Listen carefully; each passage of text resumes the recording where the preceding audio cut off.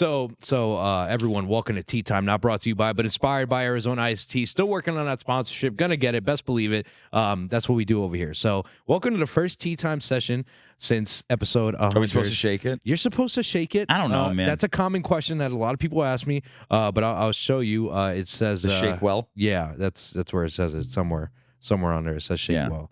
But you asked for watermelon. That's your flavor of choice. So I shake it up. Recently, yes. I'm a big fan of like watermelon Jolly Ranchers and any watermelon. Watermelon gum's delicious. I don't know why. It's probably like a poisonous flavor because I've never eaten a watermelon and be like, man, this tastes like Arizona. But I really dig it. Cheers, and my it's friend. pink. Cheers. Salud. Oh my God, it's full of vodka. Who would have thought? Who would have thought? I'm off the wagon. Good Game morning. over. So, okay, go. All right, go. First of all, how's that Arizona? Is it good? It's as good as every time I've had it before. Right? It's amazing. All right, so in tea time, right, there were a few things that I still wanted to talk about from the show. So we're just going to let it pour over from the show into tea time. One of your most recent works, we talked about it earlier in the beginning of the podcast that Mr. Biden was in a town. I like how you call him Mr. Yeah, I mean, what else? I don't know what else to call him. Mr. Biden, whoever, the old man, was in town. And it took me like 20 minutes to get home. It was fucking ridiculous. Like there was horses all over the place. There were cars. And dumpsters. horse shit. Yeah, horse shit everywhere. Yeah. The people were in the streets. And honestly, I thought it was Trump coming to town. That was me personally. I thought it was him because Bolus, the trucking company, had a big Trump truck trailer there to just there, and I'm like, oh, okay, I guess Trump's coming to town. But no, it turns out it was Biden, and you were in there, boots on the ground, and you were recording. Yeah. And that's all you were doing was recording. And I really enjoyed watching that 10-minute snippet. I don't know what you would short film, I guess you would call it, of just the people interacting with each other with Biden coming to town. You saw protests for ceasefire. Mainly the ceasefire aspect of things was one of the biggest protests. Is there any other ones that I'm missing other than people saying "F you Biden" and stuff like that? It's very interesting to me that the pro-Palestinians and MAGA were on the same corner, shouting the same shit. Where it's like, fuck Joe Biden. And it's like, all the MAGA people are like, wait, what? Like, what? Wait, we're on the same page on something? So it's like, oh, okay. So there is a common ground that we can all agree with. I find it, we were talking before about the influence of social media. And I have a really big concern about colleges. Colleges used to be the place for you to go get out of your little bubble and hear opposing viewpoints, ones you don't agree with, ones that make you feel uncomfortable, because uncomfortable truths need to be heard more than comfortable truths. And it seems like over the last 10, 12 years, higher education has turned into a place where no other points of view are allowed. And I think that becomes dangerous because if you're you're in a home. Like, I don't know if you have a big family. Do you have a big family? Yeah, but they're not in this country. Okay, so you have a big family. But, like, if you lived with them, your point of view would be skewed because you have a big family, right? And there's things that, I don't know if there's an elder hierarchy or whatever, but, like, that's what you end up becoming. And when you walk out and the world sees you, it's a reflection on the environment that you're in. Yep, product of my environment. Right. Yeah. So I think what's happening is they're stifling debate in colleges. So now what you have is like, everybody forgot about Ukraine. And what made everybody forget about COVID? Ukraine. Like, I don't understand. I mean, I understand why. I just don't understand why other people don't understand that, like, I think everybody's getting played. That's the weird shit. That's where the weirdness comes in. You mentioned time and time again, things are just weird. And when things like that happen and things are forgotten about, like it's not still going on, Ukraine, Russia, COVID, stuff like that, that's just so weird to me because I always think I'm a big conspiracist of shit. And, you got to hang out with us one night, man. Bro, don't get me started on Oprah. Your fucking ears, your brain's going to fall out of your ears when we're done with you. Oh, man. No, but so just as far as damn, I forgot where I was going with that. I have a shit. tendency to screw people up like that. I'm so Damn. sorry. You're a conspiracist. That's what you said. Yeah, conspiracist, and what I was saying something before that though. Mike, you got it? What was I saying? Oh, come on, Mike. Mike don't know. He's not drinking in Arizona. Mike. I think. Do you know where the term conspiracy theory comes from? No. The term conspiracy theory is coined by the Central Intelligence Agency to stifle dissent on the JFK assassination. That's where it originated from. Yes. No shit. Yes. So you go like this. You go, okay, what is a conspiracy? A conspiracy is two people deciding to do something. Okay. You and I have conspired to be on a podcast. Yes. A theory is just like, might be. Yep. Might not be. Let's find out. So I find conspiracy theory as like this terrible pejorative to put people in boxes. Just like if I don't think that women should be competed against by men, I'm not a transphobe. I think that women and men are different, right? And I heard somebody say this in a way that made me really understand it. In a way that was like, he's like, men and women are different because they're supposed to be. They're complementary. You can't have good without them together. It's almost like the yin yang thing. Yes. Right? Mm-hmm. And that really, like, I was like, oh, that's a really like poetic but like totally true way to say it. And it made me like more appreciative of women. Just yesterday, the Biden administration rewrote something called Title IX. Title IX. I saw that. Yeah. Title IX gave women equality in sports. And now they just allowed it so that transgender men could be in there, which means they're men. So now you have women who were able to excel, succeed, get scholarships, contracts, whatever, in sports, now competing against men who didn't do so well in the male sports and have now decided to do that. This is some controversy, right? It shouldn't be controversial. It shouldn't be. I mean, to some people, it's controversial. To me, and possibly I think to you, it's wrong. It just doesn't fucking make sense. It's not. Don't hit women unless you're trans. You can hit a woman. Yeah, and it's like that's fucking crazy. And I think about all right, scary movie.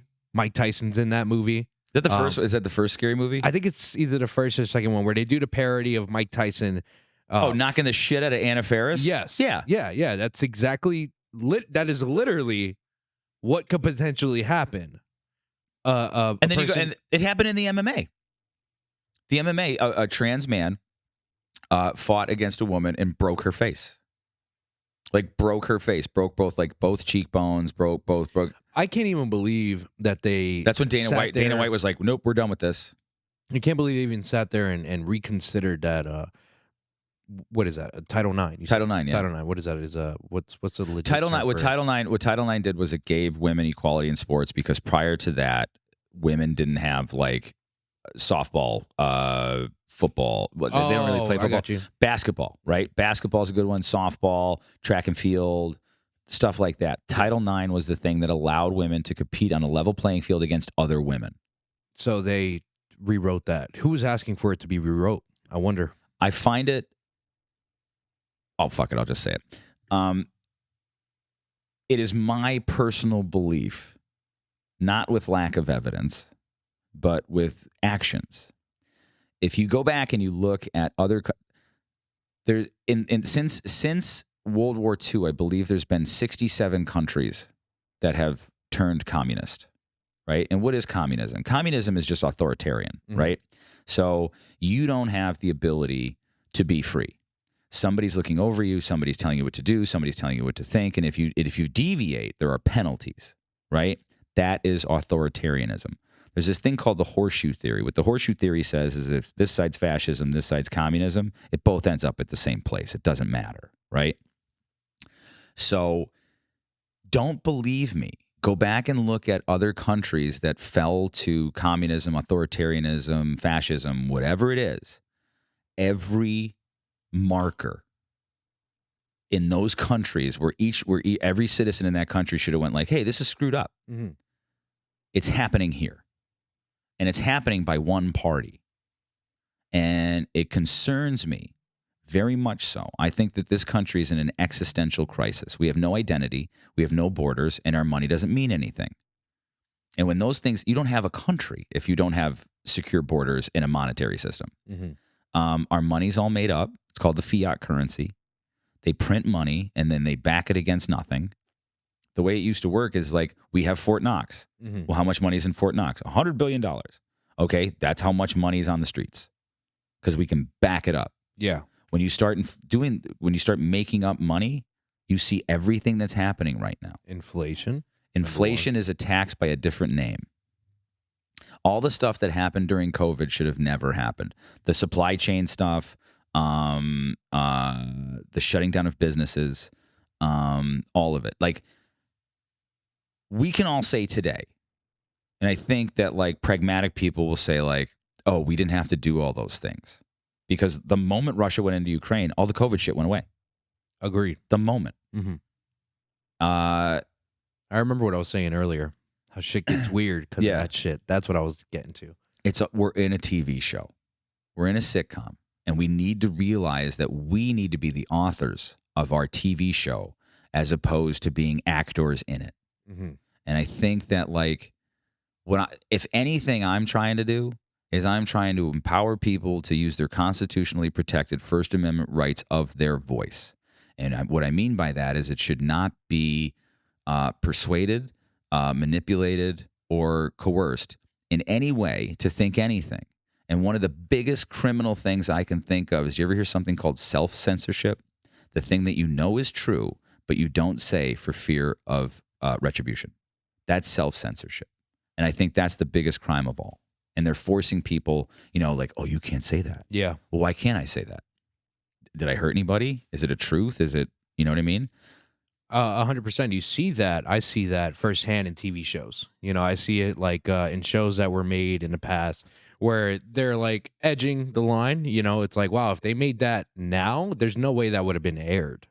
But now, that's the problem I have. It should be aired. It should be. Be offended. If you're offended, change the channel, turn off. You're on streaming now. You don't even have to like get up and change the fucking channel. You can just go like next. Yep. If that ain't your cup of tea, don't force people into having opinions that they don't want to have. Don't force people into having a worldview that they don't want to have. That it goes against every instinct that they know. The world view. I want to get back to that video that we were talking about earlier that you guys produced. There were two parties arguing. One was an older gentleman. I'm assuming a Jewish man. Yeah, I'm assuming a Jewish man, and a woman who was speaking on Palestine, and she was trying to, just from what I saw from that dude, like, how frustrating was it watching that conversation? I'm not like, it was. So this is what it brought me to. This is what I automatically thought while watching that. I'm not the biggest education. I'm not educated on that part too much of the ins and outs. I just know that it's not right what's going on over there, whether it's from this party or that party. Shit's going bad. Okay, people shouldn't die. Exactly. I'm seeing now from that interaction, from that video, I'm seeing a civil war developing within our fucking streets on a topic. It's just a civil war. People are going to bicker. People are going to get aggressive. People might not like what you said on Facebook and go to your house, knock on the door, and fucking shoot you up because of what you said like that. So that is the the biggest takeaway that I took from watching that video was like, damn, like there is really a war on our own ground, just debating and discussing this topic. Like the people who can go about that conversation and not get aggressive and freak out and respect other opinions, and whether you agree with it or not, at least you took something away from that conversation, which what you alluded to earlier is a great conversation. If we don't have to agree eye to eye, we don't have it's an entertaining conversation. There was no resolution to it because it ended in anger. Zero resolution in that. And yeah, it did end in anger. It ended in anger, and I found that first of all, I was surprised everyone let me film them. And I was close. Besides the one homie, that was weird. Yeah, and a little odd. And he didn't understand what I was trying to say to him. Like, because he's trying to give me shit, and I'm like, there's 40 like television cameras around me. Why me? Yeah. Subsequently, I found out who he is, where he works, all that stuff. Interesting. But this is why I have a problem with the colleges. Gotcha. That interaction is. You should be doing everything that you can to have a conversation about it. And most of the facts that a lot of these young students have who are pro-Palestine are based off of propaganda. And what is what is propaganda? Do you know what propaganda is? Not the legitimate. Do you know the World War II propaganda? Yeah. You're familiar with that, right? Okay. We all decided that propaganda is bad, right? So we can't use propaganda. So we changed the word. Do you know what the word is now? No. Public relations. Okay. So public relations is legal PR. And in 2012, President Obama signed, God damn it, I forget the name of the executive order. But what the executive order did was it basically took away since like 1946. Since 1946, it was a law that you cannot propagandize the American people. Right? So you can't say that the fucking moon's made of green cheese and that Kevin's 12 foot tall. Right? Because that's not on the news. You can't say that. Yeah, you can't say As Americans, you can say whatever the hell you want. He reversed that. So and you ask yourself, why has everything gotten crazy over like the last 10, 12 years? In 2012, he gave full authority to all the media to be able to lie and not have to, and there was no consequences. Yeah. So in 2012, you can look at the Google searches for racism. They went, what does that mean? That means now all the newspapers are trying to say that, you know, if you don't agree with us, you're racist. If you don't agree with us, you're sexist. If you don't agree with us, you're transphobe or a sexist. Or I mean, there's all these isms that they toss out there because, and when you think about it, like, why are they throwing that out there? Because somebody's trying to push back on the idea. Like, I don't agree with this. This is wrong. Instead of having a discussion about it, you're a transphobe. You hate transphobes. I don't think men should be in sports beating women. Call me crazy. I agree. Transphobe. With you. I agree. That's what you get hit with. The newspaper, the Scranton Times, basically called me a Nazi. They call me a COVID denying, vaccine, anti-vax, January 6th apologist. That's what the newspaper called me. Wow. Yeah. So people are writing about you. Yeah, it was funny. Do you think they ever once called me to ask me? No. The one guy who wrote the article called me. I know his history, and I knew what it was going to be. It's like you're not willing to have a conversation. You ruin people's lives and keep your job. Interesting. And I don't want to. I'm not playing in your pool. I'm not swimming. I'm not playing with the duckies in your pool. If I ever end up on that side of the spectrum, man, I wonder how I'm going to handle it and how I'm going to go about it. Don't ignore them. Okay. Never participate with them. Never participate with, as best as possible. There might be unique situations where you should and you could, and it would be a good thing to do that. But for the most of the time, don't trust them. I have this thing. Let me ask you this. How many times do I have to lie? Let's say we're good friends. Yeah. How many times do I have to lie to you before you don't believe me?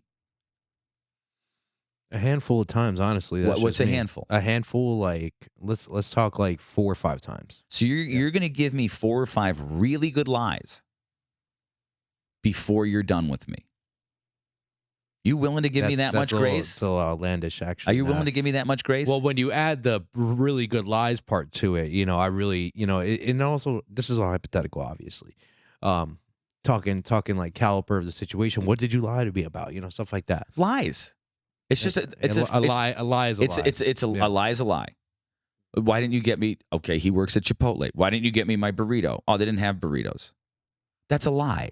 You know they have fucking burritos, yes. Right? Mm-hmm. So now I can't. Now my spidey sense is up. I can't trust you. I should fully. do it. All right, let me rework that answer. I'd say 3 I'm times. not holding you to it. I'm just saying that as a person because, you know, fool me once, shame on me. Fool me twice, shame on you. Fool me 3 times, and it's like, all right, fuck you. Okay, so you're willing to do like the Judas thing, yeah? Right? 3 times you're out, right? Yeah, that's honestly, now that I think about it, yeah, that's usually how I go about things. That's fair. Yeah, that's fair. I just thought 5 was a little. Like, you sure? No, 3 is about. Like I ran over 5 of your dogs, and I told you each time I didn't do it. Like, are you gonna?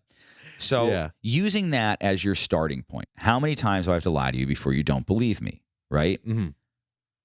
I do. I think you can see I do my best not to lie. Right? So why would my friends and family be listening to CNN, MSNBC, Fox, Scranton Times, whatever, saying that is the truth when I can name them dozens of times that they've been lied to. That they've been lied to. Yeah. And it's like, and for some reason, it's like it's harder to discredit them. And I'm talking to them as in the bigger companies, right? It's harder to get people to believe to discredit the bigger companies as opposed to you. Isn't that crazy? It's easier I know, to discredit like, you. You know me. I know you. I love you. I hope you love me. But you're going to believe this thing that does that all it wants is your money and your clicks and all this shit and to make you.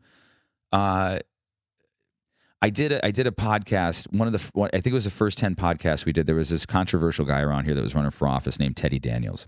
And there was a reporter from the Scranton Times named Chris Kelly. And they have a beef, and Teddy has Facebook, and Chris has the Scranton Times, and they're literally like fucking Facebook fighting. Teddy would write something on Facebook, Chris would answer in the Times, and then Teddy That's would wild. but okay, so then think of the game, right? Yeah. So now Teddy's sharing the article that the company's getting the clicks off of the article, they're getting the advertising off of the article. So they're like, oh, there's chum in this water that we can actually get some revenue from, right?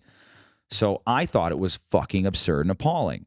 So they agreed to debate, right? In a place. And my buddy owns a garage over in Scranton. And I called him up the day of the debate and I said, we just started this podcast thing. I said, I'm concerned that this is going to turn into some Victorian freak show of two just ego-driven dudes who will never see eye to eye. I said, would it be okay with you if I come and set up like our shitty cameras at the time and like 3 microphones and I won't like moderate it. I'll just keep it like cool. Yeah. Right. So that Teddy guy came. I introduced myself. I said, look, but here's the thing. He says yes. Yeah, sure. Sunlight is the best disinfectant. I said, but if Chris comes and he doesn't want to do it, we're not going to do it because I'm not cool unless both you guys are cool. And I've never met Chris. Mm-hmm. And he goes, okay. So it's on YouTube. It was up until like 4 months ago. It was like our most viewed episode. And you could see like the cognitive dissonance between this reporter for the Scranton Times and like reality. Like he brings up Teddy Daniels supposedly went into the Capitol on January 6th, right? Chris has been hounding him. Insurrectionist. First of all, not one person has been charged with insurrection since January 6, 2021. Not one. Mm-hmm. So why are you calling them the thing that nobody's been charged with? Mm-hmm. The second thing is, which I found really interesting, is about 10 minutes in, Chris got really curt. Did you go into the Capitol? I want to know if you went into the Capitol. Did you go into the Capitol? And Teddy goes, no. Like, that was it. Like, finally, you know. He says no. And Chris goes, okay, why? And I was like, wait. You're asking him now why he didn't commit a crime. And in that moment, I was like, you have like this Trump derangement syndrome. Like, you can't see the reality of the situation on like, you have all these presumptions about this guy. And he didn't do the thing that you are home, like crossing your fingers and masturbating to him. That he did it. Yeah. And when he tells you he didn't do it, you want to know why. Like, did you kill your kid? No. Well, why? It's like, what the fuck are you talking about? Did you steal that car? No. Well, why didn't you? Mm-hmm. It's like, what are you talking about? What are you getting like in this moment? Are you now a journalist, an opinion writer? Like, what are you? Are you an agent provocateur? Like, what are you? And then he goes on, and then he says something about my other buddy, and he goes, I had to delete him from Facebook because I was always getting his messages. And I'm like, the algorithm is feeding you twice as much shit as you hate to keep you engaged on the app. And you don't even know that you're getting manipulated to hate people. Like, if you sat down with this guy, he'd be your buddy. But no, you're allowing Facebook to dictate your perception of who these people are. Because you're not getting the fucking daffodil posts. You're getting the, like, I love Trump things. Because you constantly hate Trump, the algorithm is going to feed it to you because it rage engages. Mm-hmm. That's how that works. We want to keep you on the app as long as possible because every move you make is a data point for us to steal your data and now use it for advertising or selling it to other companies or the government. And that's what they want it for. All social media is data mining. Mm-hmm. They're stealing your books, your likes, your interactions. How many times do you like Arizona iced tea? Like the data points are there where it used to be like male, single, 24, has a dog. Now it's like a flat earth, spherical earth, Do you know a flat earther? I know many. Get me on. Get them on the show. You'd please. be incredibly, I will tell you this. They're brilliant. You would be incredibly surprised on who some of them are. Because it blew me away. Okay. That Do I know some of them? you probably do. Okay. You or heard of. Yeah, we got to do that. It was yeah, I was with them and they started like flat earth and I was like, continue. and I'll tell you what, man, most of them, like flat earth is like in the conspiracy world, flat earth is like it's like when you're a Scientologist and you get to like level 33 and you realize that like, the intergalactic space lord put everybody into the souls in the volcanoes, and you're just like, wait, what? Like that's like that like you've reached a level of like anything is possible. Yeah. And most flat earthers I've talked to are incredibly intelligent people. Incredibly intelligent. I know. I've spoken to one, and I'm not saying they're wrong. I'm not saying they're right. Neither they're incredibly I'm intelligent. just saying, like, wow, okay, he kind of schooled me there. He's actually pretty. Because to believe something, they want to back it, so they have to go in there and definitely. See, but that's the strange thing about belief. Belief, you don't need proof. True. It's a belief. It's a belief. Right. So, but don't you need? You don't need it, but some people. Do you know who Owen Benjamin is? Owen Benjamin. Don't know. Okay, the name, he was a canceled comedian for telling the truth, right? And he now like lives on a farm, has his own goats. He like live streams every day. He became a flat earther while trying to prove spherical Earth.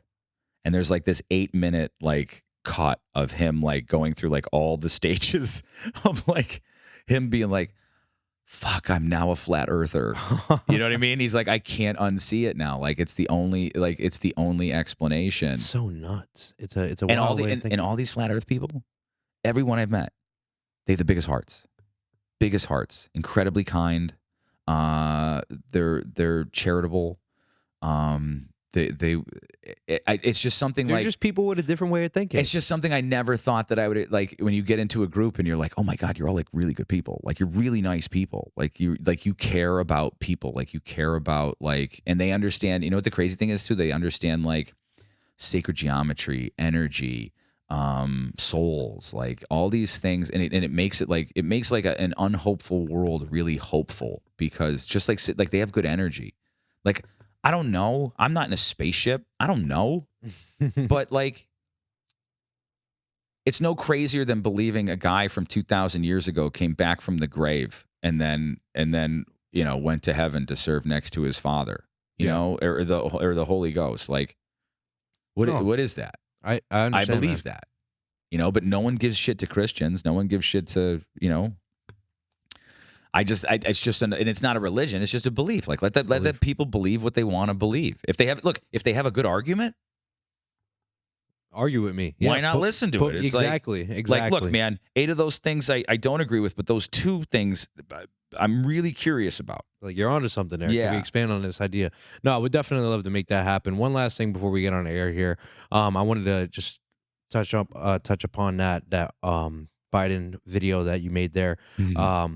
Because there was 2 things that happened. It happened twice, and I thought it was a reoccurring theme, and I thought that it was interesting. And guys, keep in mind, like Mark really didn't fucking say shit. The whole video was just you're observing.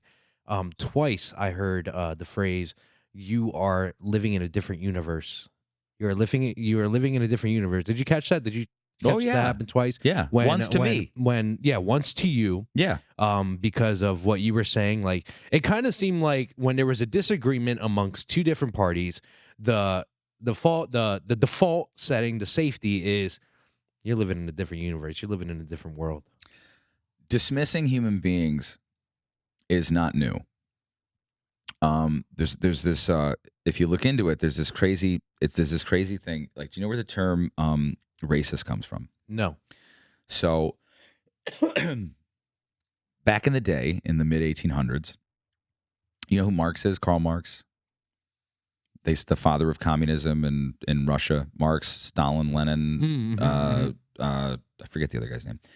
So they lead this Bolshevik cultural revolution that they're trying to do because they think like that the monarchy is not the way to do it, and collectivism is the way to be, and so they had like these ideas, which are ideas today, which is ideas that you would see from either communists or socialists today. These ideas, they haven't changed. They all wear like their Che Guevaras and their communism T-shirts, thinking that they're all like super duper cool and trendy.